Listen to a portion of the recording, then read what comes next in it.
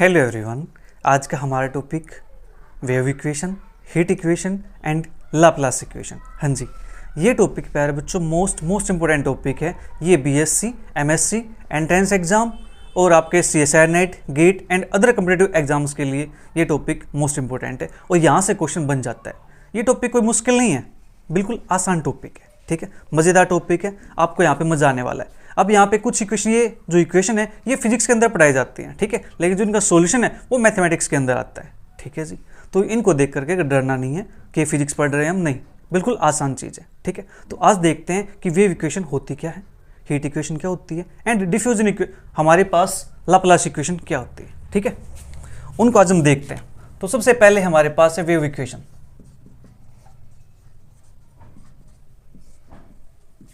Wave equation कुछ हमें ऐसे दिखाई देती है, 1/c² curly square u upon curly t² is equal to curly square u upon curly x²। ये हमारे पास वन डायमेंशनल वेव इक्वेशन है। ठीक है, और ये इक्वेशन काम करती है एक स्ट्रिंग पर। ठीक है जी, ये L लेंथ के हमारे पास का एक स्ट्रिंग है। इस स्ट्रिंग के अंदर हम यहाँ पे चेक करते हैं कि यहाँ पे हमारे पास u क्या आता है, मतलब इसकी डिस्प्लेसमेंट क्या होती है। इसके अंदर जो वेव होती है हम उनको ऑब्जर्व करते हैं। मान लीजिए मैंने इसको, ये हमारे पास स्ट्रिंग है, इसको मैंने यहाँ से पकड़ के इसको ऊपर तक कर लिया और छोड़ दिया। जब छोड़ेंगे इसको तो ये ऐसे ऐसे यहाँ पे वेव बनाएगी। ठीक है जी, मैं इसको सपोज को ऊपर लेके गया, ये हमारे पास 30 को ऊपर लेके जाएंगे तो हमारे पास कुछ ऐसे आ जाएगा, ये यहाँ आएगी, तो मैंने इसको छोड़ दिया। जब इसको छोड़ दिया तो ये हमारे पास कुछ इस टाइप से वेव बन जाएगी इसकी। ठीक है, कोई पैटर्न बनेगा यहाँ से इस टाइप का। ठीक है जी, हम उसको ऑब्जर्व करते हैं और उसका सॉल्यूशन फाइंड करते हैं। ठीक है, इनको डिटेल में पढ़ेंगे नेक्स्ट क्लास के अंदर। आज फिलहाल हम चेक करते हैं कि जो हमारे पास वेव इक्वेशन, हीट इक्वेशन और लाप्लास इक्वेशन है होती क्या है, दिखती कैसी है। ठीक है जी, और उसका सॉल्यूशन फाइंड करने का मेथड कौन सा है उसकी बात करेंगे। ठीक है, और जो इनका जो पर्टिकुलर जो डेरिवेशन होगा वो करने वाले हम नेक्स्ट क्लास के अंदर। ठीक है, तो फिलहाल के लिए यहाँ पे हमारे पास स्ट्रिंग है वन डायमेंशनल के लिए। जो ये हमारे पास है, ये हमारे पास एक्स कोऑर्डिनेट है, मतलब यहाँ पे वन डायमेंशन को रिप्रेजेंट करता है। ठीक है, जो यहाँ पे u है, ये हमारे पास है डिस्प्लेसमेंट।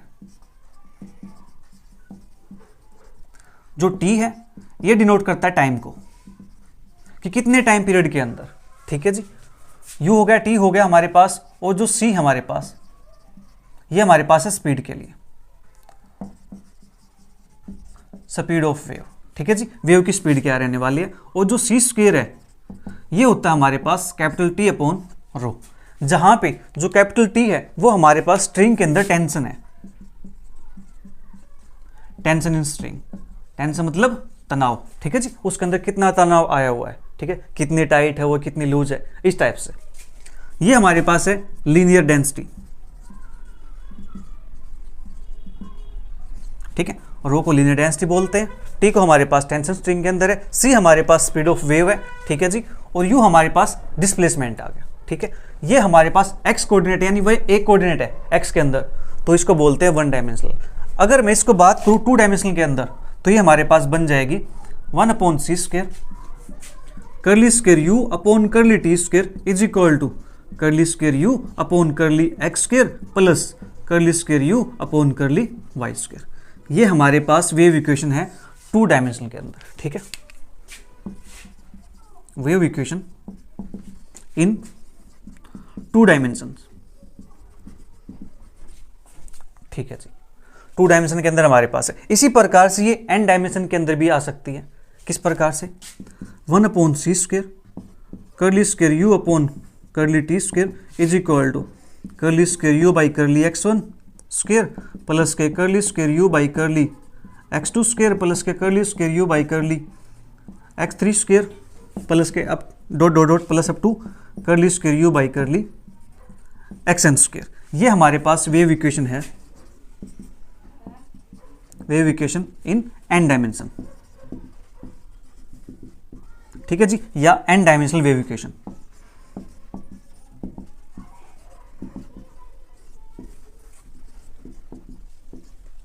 ठीक है, ये हमारे पास होगी n डायमेंशनल वेव इक्वेशन। इस प्रकार से हमें दिखाई देती है। ठीक है जी, बिल्कुल आसान है, राइट। जो टी हमारे पास ये डिनोट करता है टाइम को, ठीक है जी, हमने सारी नोटेशन लिख दी है, ओके। अब जो इस इक्वेशन है वेव इक्वेशन, इसका नेचर कैसा होता है? जो वेव इक्वेशन है हमारे पास, इट्स नेचर इज हाइपरबोलिक, ठीक है जी। जो वेव इक्वेशन इसका नेचर हमारे पास हाइपरबोलिक होता है, हाइपरबोलिक होता है। इट मीन्स ये कैसे फाइंड किया है हमने, इसके लिए आपको पार्शियल डिफरेंशियल इक्वेशन की प्लेलिस्ट बनी हुई है, ठीक है जी। वहाँ पे classification of partial differential equation के नाम से एक वीडियो मिल जाएगी आपको, ठीक है, उसके अंदर। तो आप वहाँ से देखना कि हमने इसका नेचर कैसे चेक किया, ठीक है। इसके अंदर हमारे पास कंडीशन होती है s² - के 4RT, ये ग्रेटर देन 0 आता है, ठीक है। जब इसको सोल्व करोगे तो ये हमारे पास ग्रेटर देन 0 आएगा। तो ये बताता है कि इसका नेचर कैसा है, हाइपरबोलिक नेचर है, ठीक है जी। ये हुई बात हमारे पास वेव इक्वेशन की, ठीक है। इसके बाद बात करते हैं हीट इक्वेशन की।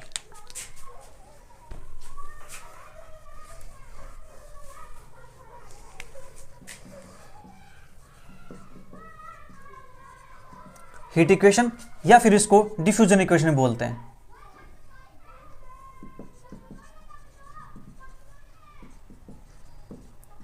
हीट इक्वेशन कहो या फिर डिफ्यूजन इक्वेशन कहो, ये इक्वेशन कैसे दिखाई देती है हमें? ये इक्वेशन जस्ट देखो, यहां पे जो ये वेव इक्वेशन थी हमारे पास, इसके अंदर इस 2 को हटा दो, लीजिए जी, ये बन गई आपकी हीट इक्वेशन, है ना, बिल्कुल आसान। अगर आपको वेव याद होगी, वेव इक्वेशन लिखनी आ गई, तो हीट को बस इसका यहां से हटा देना, सिर्फ इस इसका, ठीक है जी, ओके। तो इसको बोलते हैं वन डायमेंशनल। अभी आपने नोट कर लिया, ठीक है। तो यहां से जो ये वैल्यू होंगी, ये सारी वैल्यू फिर चेंज हो जाएंगी।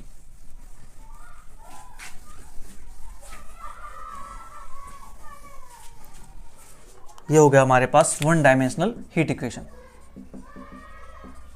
इसके अंदर होता है क्या है प्यारे बच्चों? इसके अंदर ऐसा होता है कि एक हमारे पास सॉलिड बॉडी है, ठीक है, एक सॉलिड बॉडी है, उसके अंदर से हम हीट को फ्लो कराते हैं, ठीक है, उसके अंदर से हीट को फ्लो कराते हैं। तो वहां पे फिर चेक करता है, उसके अंदर ऑब्जर्वेशन करते हैं। तो ये हमारे पास वन डायमेंशनल हीट इक्वेशन है, जहां पे जो यू है हमारे पास, इसको बोलते हैं टेम्परेचर फंक्शन।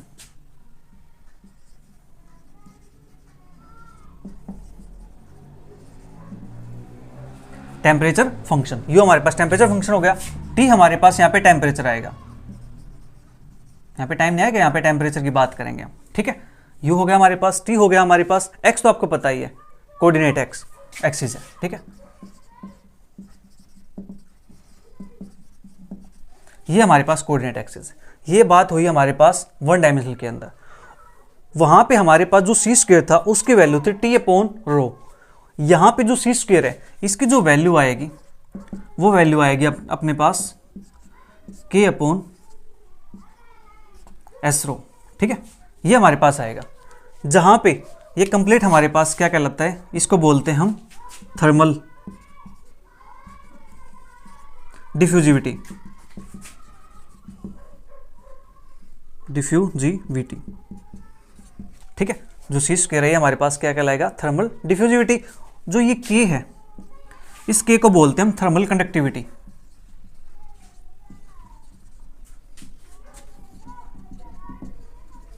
जो एस है, इस एस को बोलते हैं हम सरफेस। और जो ये रो बच गया, इसको तो डेंसिटी बोलते हैं, ठीक है। ये हमारे पास आ गया, ठीक है जी, हमने सभी को डिफाइन कर दिया, ओके। अब यहां से ये बात हुई वन डायमेंशनल के अंदर, तो इसी प्रकार से हम इसको टू डायमेंशनल के अंदर भी लिख सकते हैं। 1/c² curly u by curly t is equal to curly square u upon curly x² plus करली स्क्वेयर u अपॉन करली y²। ये हमारे पास है two dimensional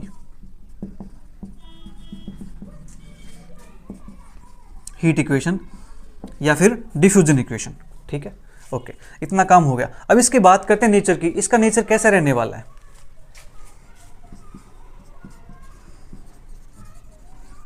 it's nature is parabolic,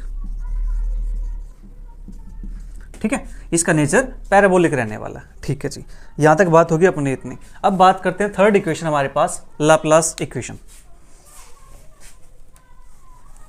nature के लिए आप प्लेलिस्ट चेक कर लेना पार्शियल डिफरेंशियल इक्वेशन के नाम से, ठीक है। उसके अंदर आपको मिल जाएगा classification of partial differential equation, तो वहां से आपको समझ आ जाएगा। अब देखो इतना काम हमारे पास हो गया, ठीक है। अब सेम चीज हमारे पास आती है लाप्लास इक्वेशन। लाप्लास इक्वेशन, दूसरा नाम इसका हार्मोनिक इक्वेशन, तीसरा नाम इसका पोटेंशियल इक्वेशन, ठीक है।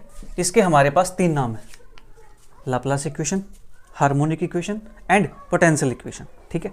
ये कैसे दिखती है?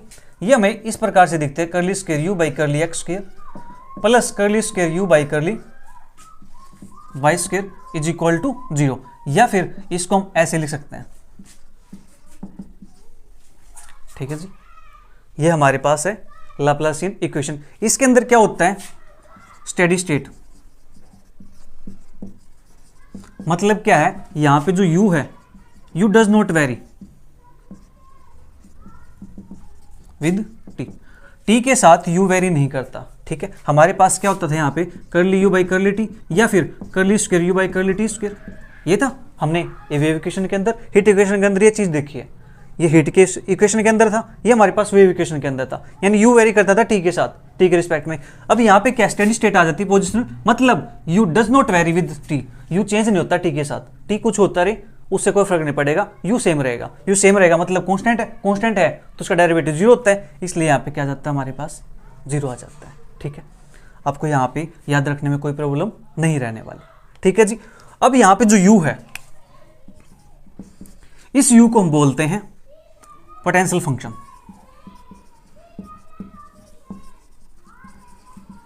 या फिर हार्मोनिक फंक्शन, ठीक है। ये हमारे पास है तीनों इक्वेशन। अब इन तीनों इक्वेशन का अब बात करते हैं इसके नेचर की भी, ठीक है। नेचर रह गया इसका, इट्स नेचर इज इलिप्टिक, ये इलिप्टिक नेचर की होती है, ठीक है। अब मैं इन तीनों को समराइज कर देता हूं एक टेबल के अंदर, ठीक है, ताकि आपको चीजें फिर याद रहेंगी, इक्वेशन के अंदर आपको कंफ्यूजन नहीं रहने वाली, ठीक है। इनके मैं एक टेबल बना देता हूं।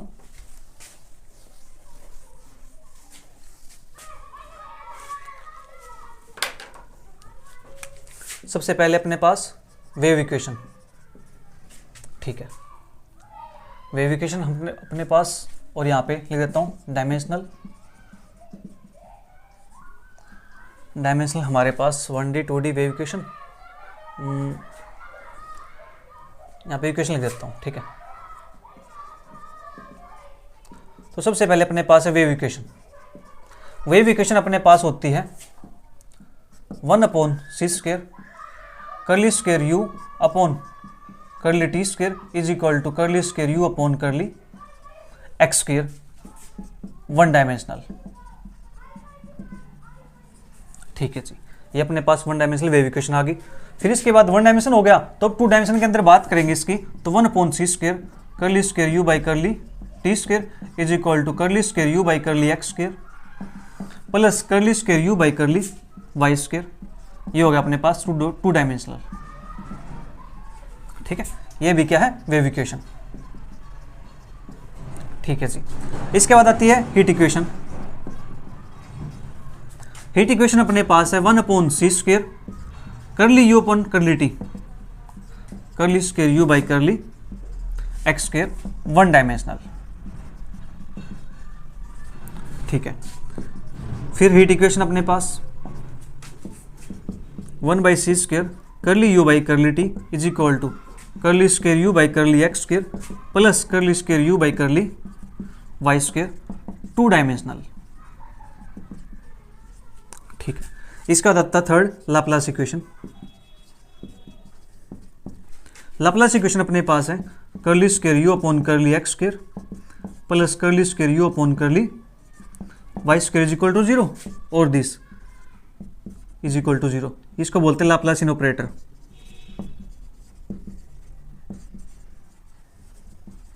ठीक है। ये अपने पास लाप्लासियन ऑपरेटर हो गया। ये हमारे पास 2 डायमेंशनल के अंदर होती है, ठीक है जी। ये थी अपनी टेबल। अब इसको नोट कर सकते हो, आपको चीजें फिर याद रहेंगी, ठीक है।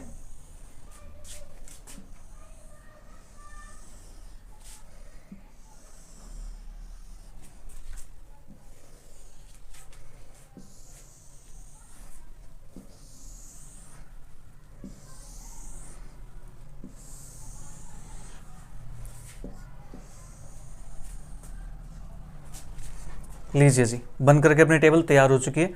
ये टेबल आपको देखनी है, आपको याद हो जाएगी, कोई मुश्किल चीज़ें नहीं है, बिल्कुल आसान है। ठीक है जी, यहाँ पे स्टेडी स्टेट होता है, मतलब यहाँ पे टेम्परेचर के रिस्पेक्ट में, टी के रिस्पेक्ट में यू वेरी नहीं करता, यू कॉन्स्टेंट रहता है। कॉन्स्टेंट रहता है, डेरिवेटिव जीरो आएगा, तो इज इक्वल टू हमारे पास जीरो आ जाता है। ठीक है, अब इनका जो सोल्यूशन है वो हम कैसे फाइंड करेंगे? इनका सोल्यूशन फाइंड करने के अपने पास कई मेथड है, तो हम इसका सोल्यूशन फाइंड कर सकते हैं फोरियर सीरीज की हेल्प से। हाँ जी, लाप्लास ट्रांसफॉर्मेशन की हेल्प से कर सकते हैं इसका सोल्यूशन फाइंड हम। एंड थर्ड हमारे पास मेथड है एक method of separation of variables. हाँ जी, या फिर उसी का नाम है product method, method of separation of variable कहो या आप उसको प्रोडक्ट मेथड कहो। ठीक है जी, तो हम यहाँ पे सीखने वाले हैं method of separation of variable. ठीक है जी, उनकी हेल्प से हम इनका सोल्यूशन फाइंड करेंगे।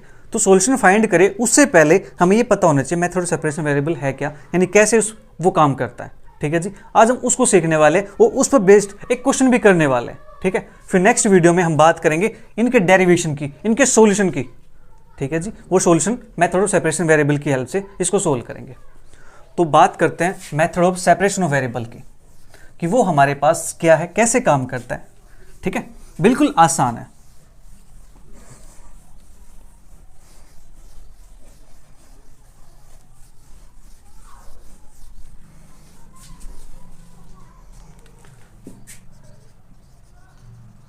Method of separation of variables या फिर प्रोडक्ट मेथड।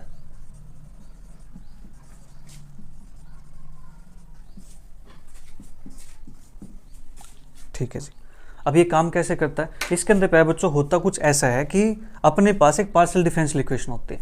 मान लेता हूँ मैं एक पार्शियल डिफरेंशियल इक्वेशन मेरे पास, curly u by curly x, curly u by curly t plus curly square u by curly t square. ठीक है जी, ये अपने पास एक लीनियर पार्शियल डिफरेंशियल इक्वेशन आ गई है। ठीक है,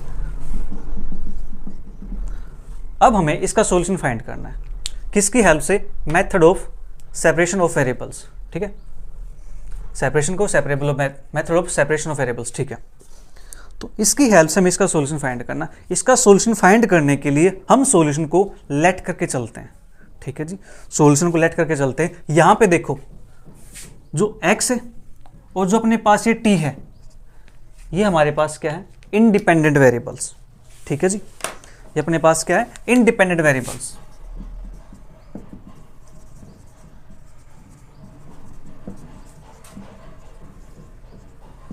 और जो u है ये अपने पास डिपेंडेंट वेरिएबल्स है, डिपेंडेंट वेरिएबल। ठीक है, आपको इन चीज़ों का ध्यान रखना बस कि इंडिपेंडेंट वेरिएबल कौन सा है और डिपेंडेंट वेरिएबल कौन सा है। तो x और t इंडिपेंडेंट वेरिएबल है u के फंक्शन, यानी u is function of x, t। ठीक है, इसके लिए हम इसका सॉल्यूशन लेट करके चलते हैं। सॉल्यूशन क्या कि जो यहाँ पे सॉल्यूशन होगा, जो फंक्शन होगा वो फंक्शन एक सिंगल वेरिएबल का होगा।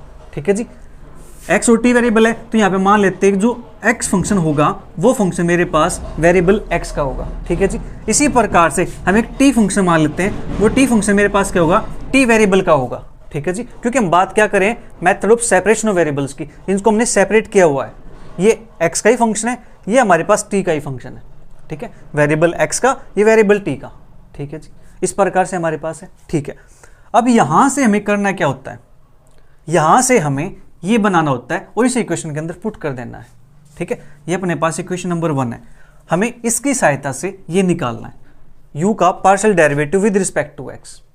ठीक है जी, तो ये हमारे पास क्या हो जाएगा? Curly u by curly x।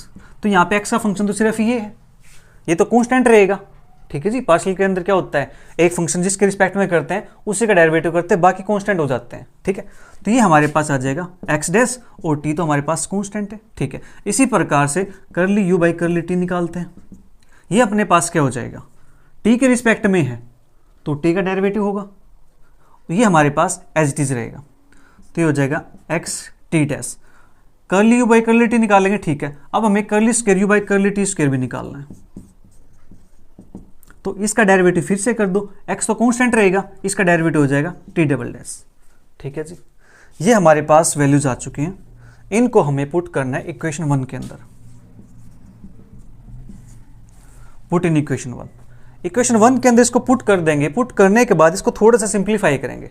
ठीक है, टर्म्स को इधर उधर लेके जाएंगे। राइट। टर्म्स को इधर उधर लेके जाएंगे तो यहां से हमारे पास क्या हो जाएगा, वन साइड हमारे पास हो जाएगा फंक्शन ऑफ एक्स, ठीक है जी, एंड दूसरी साइड हो जाएगा हमारे अपने पास फंक्शन ऑफ टी, ठीक है।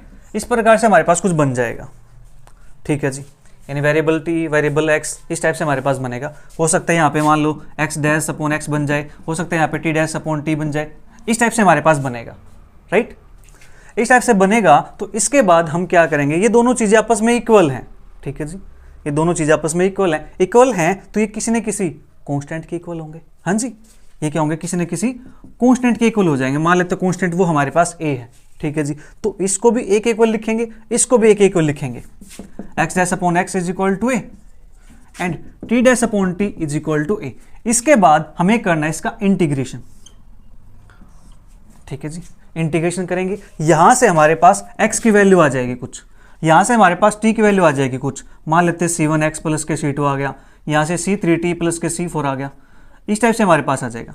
x की वैल्यू अपने पास आ गई है, t की वैल्यू अपने पास आ गई है। अब इन x और t को हम पुट करने वाले हैं अपने इस सॉल्यूशन के अंदर, ठीक है जी। ये अपने पास मान लेते हो इक्वेशन नंबर 2, इक्वेशन 2 के अंदर x की वैल्यू पुट कर देंगे, t की वैल्यू पुट कर देंगे तो हमारा इसका सॉल्यूशन आ जाएगा, ठीक है जी। पुट इन इक्वेशन 2, इक्वेशन 2 के अंदर पुट कर देना, आपका आंसर आ जाएगा, सॉल्यूशन आ जाएगा, ठीक है जी। ये अपने पास है method of separable of variables, ठीक है जी, method of separation of variable या फिर प्रोडक्ट मेथड, ठीक है। अब इस मेथड पर बेस्ड एक क्वेश्चन करते हैं ताकि आपको ये समझ आए कि हाँ ये काम कैसे करता है, ठीक है जी। क्वेश्चन हमारे पास, solve the partial differential equation curly u by curly x is equal to 2 time curly u by curly t plus u by method of separation of variables where u x, 0 is equal to 6 into E raise to power minus 3x। ये हमारे पास question दिया हुआ है और एक हमारे पास यहाँ पे कंडीशन भी दी हुई है, ठीक है जी। तो इसको सोल्व करते हैं method of separation of variable की हेल्प से। तो हमारे पास गिवन पीडी, ये हमारे पास है curly u by curly x is equal to 2 time curly u by curly t plus u, ठीक है। इसको नाम देते हैं इक्वेशन नंबर 1 का, ठीक है जी। अब हमें इसका सॉल्यूशन लेट करना है, ठीक है, सॉल्यूशन लेट करना है। उससे पहले हमें यहाँ पे चेक करना है कि इसके अंदर इंडिपेंडेंट वेरिएबल कौन से है। एक तो हमारे पास x है, एक हमारे पास t है, ठीक है, और u हमारे पास डिपेंडेंट वेरिएबल है, ठीक है जी। Let the complete solution of equation 1 is, ये अपने पास ले लेते हैं हम u x, t का फंक्शन हमारे पास, ठीक है जी। u x, t का जो इंडिपेंडेंट है वो हमने यहाँ पे लिख दिया, ठीक है जी। तो x मान लेते हैं सिंगल वेरिएबल x का फंक्शन है और जो कैपिटल T है वो अपने पास सिंगल वेरिएबल t का फंक्शन है, ठीक है जी। इसको नाम देते हैं इक्वेशन नंबर 2 का। ओके, इतना काम हो गया। अब इसकी सहायता से हमें ये निकालना है, ठीक है जी। तो curly u by curly x, ये अपने पास हो जाएगा x डैश t, ठीक है, मैं इसको ऐसे लिख सकता हूँ। फिर ऐसे ही curly u by curly t निकालते हैं, ये अपने पास हो जाएगा x तो कांस्टेंट है, t का डेरिवेटिव t डैश। इनको पुट करते हैं इक्वेशन नंबर 1 के अंदर, देयरफॉर इक्वेशन 1 बिकम्स, तो इक्वेशन में अपने पास क्या बन जाएगी, x dash t is equal to curly u by curly t, तो यहाँ पे 2 time x t dash plus के u की वैल्यू क्या है xt, ठीक है जी। इतना काम हो गया अपने पास, ठीक है, इतना काम हो गया। तो यहाँ से कुछ काम बन सकता अपना, हाँ जी, यहाँ से x है, यहाँ से x है, x कॉमन आ जाएगा, ये बनेगा 2t डैश प्लस का t, ठीक है। अब वेरिएबल को सेपरेट करते हैं यहाँ से, x डैश अपॉन में x is equal to 2t dash plus का t अपॉन में t, ठीक है जी। तो यहाँ से मैं इसको थोड़ा सा आगे और सिंप्लीफाई करूंगा, x dash upon x is equal to t को इसके नीचे लिखेंगे तो 2 time t dash upon t plus के t को इसके नीचे लिखेंगे तो यहाँ से बन जाएगा अपने पास 1, ठीक है जी। इतना काम अपने पास हो गया, ठीक है। ये दोनों इक्वल हैं, ठीक है जी, ये इक्वल हैं तो किसी न किसी नंबर के इक्वल होंगे, हाँ जी, ये दोनों आपस में इक्वल हैं तो किसी न किसी नंबर के इक्वल होंगे, कोई ना कोई वैल्यू होगी, कोई ना कोई कांस्टेंट वैल्यू होगी, ठीक है जी। तो यहाँ से हम लिख सकते हैं देयरफॉर, या लेट कर सकते हैं यहाँ पे, let x dash by x is equal to 2t dash upon t plus 1 is equal to कोई कांस्टेंट मान लेता हूँ मैं स्मॉल a, ठीक है, कांस्टेंट यहाँ पे तो नहीं है, ठीक है। ये हमने चूज कर लिया यहाँ से। तो देयरफॉर इसको इक्वेट करेंगे तो X dash X is equal to A, and यहाँ से 2t dash upon T plus 1 is equal to A. ठीक है जी, एक्स डैश अपॉन एक्स ये हमारे पास है, इनको हम फर्दर सिंप्लीफाई करेंगे, यहां से हम इंटीग्रेशन करेंगे इसका, इंटीग्रेटिंग वी गेट, तो यहां से इंटीग्रेशन करेंगे हम एक्स डैश एक्स, ठीक है जी, D X is equal to A D X. ठीक है, एंड सेम यहां से करेंगे 2 time integration T dash upon T D T, और यहां से प्लस 1 का इंटीग्रेशन करेंगे तो हमारे पास डी टी आएगा is equal to integration a d t. ठीक है जी, ये हमारे पास आ गया। ओके, इसका जब इंटीग्रेशन करेंगे तो ये अपने पास बन जाएगा log x, नीचे फंक्शन हो ऊपर डेरिवेटिव हो, तो हमारे पास हो जाता है log x is equal to ये बनेगा ax प्लस का एक कॉन्स्टेंट आएगा यहाँ से, वो कॉन्स्टेंट मान लेते तो मैं b आ गया। ठीक है, एंड सेम यहाँ से करेंगे तो 2 टाइम log t प्लस यहाँ से आएगा अपने पास t इज इक्वल टू यहाँ पे a है तो ये at हो जाएगा, प्लस का एक कांस्टेंट आएगा, वो कांस्टेंट मान लेता हूँ मैं c के इक्वल है। ठीक है जी, हमने यहाँ से कांस्टेंट को चूज कर लिया इस प्रकार से, राइट।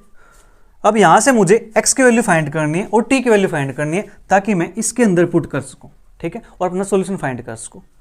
तो यहाँ से x की वैल्यू चाहिए तो एक्सपोनेंशियल लेंगे बोथ साइड, तो ये बन जाएगा e raise to power ax plus b, and ये अपने पास है 2 log t is equal to at plus c minus का t को साइड लेके गए, यहाँ से x is equal to e raise to power ax plus b, and ये अपने पास हो जाएगा 2 log t is equal to t यहाँ पे t आ जाएगा कॉमन, अंदर बचेगा a माइनस 1 प्लस का c। ठीक है, ये चीज आपने नोट कर ली होगी।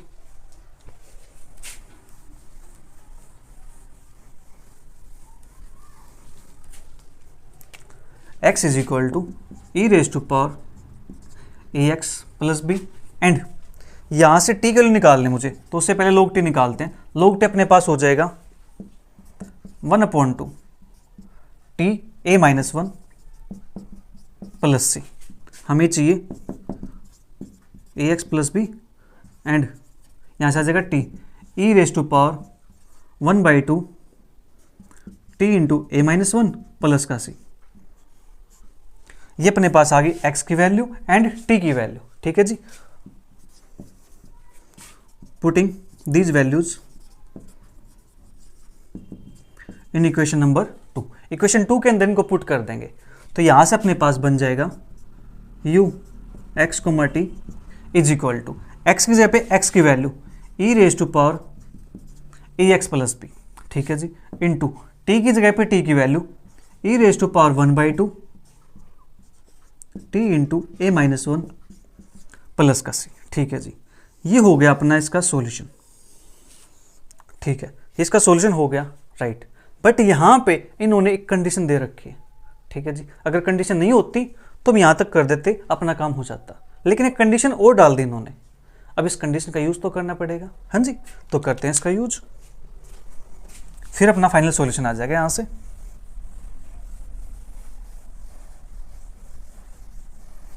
इसको मैं नाम देता हूं, कोई इक्वेशन नंबर 3 मान लेते हैं थोड़ी देर के लिए। ठीक है जी, ux0 is equal to 6e⁻³ ये अपने पास गिवन है, तो ux0 यहां पे पुट करना मुझे। ठीक है जी, इट मीन्स t की वैल्यू 0 है, t की वैल्यू 0 है, तो यहां पे जहां पे t होगा वहां पे 0 पुट कर देंगे, तो यहां से बचेगा